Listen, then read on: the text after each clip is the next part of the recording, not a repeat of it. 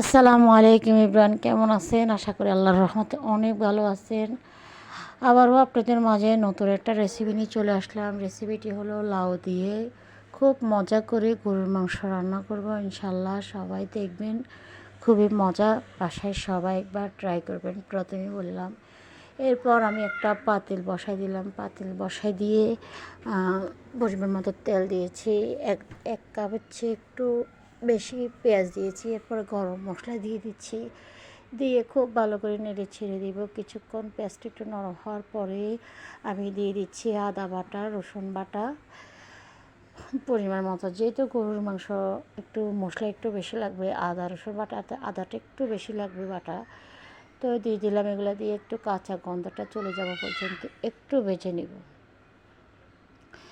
এরপর দিয়ে দিচ্ছি হলুদের গুঁড়া, স্বাদ মতো লবণ, লাল মরিচের গুঁড়া আর গরুর মাংসের মশলা। গরুর মাংসের মশলাটা আমি ভালো ব্র্যান্ডের কিনেছি, এটা শুধুমাত্র গরুর মাংসের জন্য।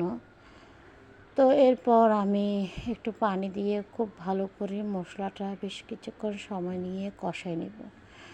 আসলে যে কোনো রান্নার ভিতরে মশলাটা প্রথমে ভালো করে কষাইতে হবে, তবেই টেস্ট হবে। যে কোনো রান্নাতে প্রথমে ফার্স্টে মশলা ভালো করে কষাইলে আপনি যেটাই রান্না করেন আলহামদুলিল্লাহ খেতে খুব ভালো লাগবে। তো আমি অনেকক্ষণ সময় নিয়ে মশলাটা খুব ভালো করে কষা নিয়েছি। আর আমার মশলার কালারটা কতটা সুন্দর এসেছে দেখতে পাচ্ছেন ইনশাল্লাহ। এরপর দিয়ে দিচ্ছি গরুর মাংস। গরুর মাংসগুলো সবগুলো ঢেলে দিচ্ছি। ঢেলে দিয়ে একটু নেড়ে চেড়ে দিব। নেড়ে চেড়ে দিয়ে আবারও ঢাকনা দিয়ে দিব, কারণ এটা আমি খুব ভালো করে আগে নেড়ে দিচ্ছি। এরপর এরপর আমি এখন ঢাকনা দিয়ে দিব। একটা ঢাকনা দিয়ে বেশ কিছুক্ষণ সময় নিয়ে মাংসটা কষায় নিয়েছি। কষায় নিয়ে আমি কিছু মাংস আপনাদের ভাইয়ের জন্য আমি কালাভুনা করব, তাই আমি ওখান থেকে নিয়ে নিলাম।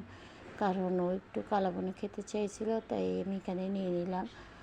তো আমি আসলে গরুর মাংসটা আমি সাধারণত কালাভুনাটা এইভাবেই করি। এরপরে মাংসটা একটু মজে আসছে, এই জন্য আমি এখন দিয়ে দিলাম লাউ। লাউলা দিয়ে ভালো করে নেড়ে ছেড়ে আরও সময় নিয়ে কিছুক্ষণ কষাই নেব। কারণ যতক্ষণ আপনি মাংস আপনি ভালো করে কষানো হলে দেখতে ভালো লাগে, খেতে ভালো লাগে। এরপর ওই সাইড আমি পাশের চুলায় বসাই দিলাম, কালাভুনাগুলো একটু বসাই দিলাম।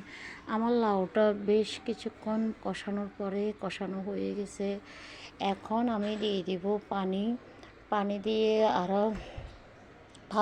আবারও ভালো করে নেড়ে ছেড়ে দিব, কারণ পানিগুলো আমি একবারে দিয়ে দিচ্ছি নেড়ে চেড়ে। এখন আমি আবার ঢাকনা দিয়ে দিচ্ছি। ঢাকনা দিয়ে আবারও ঢাকনা উল্টে এখন মোটামুটি একবার খুব ভালো করে বলক এসে গেছে। এখন ঢাকনা নিয়ে ফেলছি। এখন আবারও আমি বড় ডেকচিতে দেখতে ভালো দেখা যাচ্ছে না, যেহেতু রান্নাটা কমে আসছে।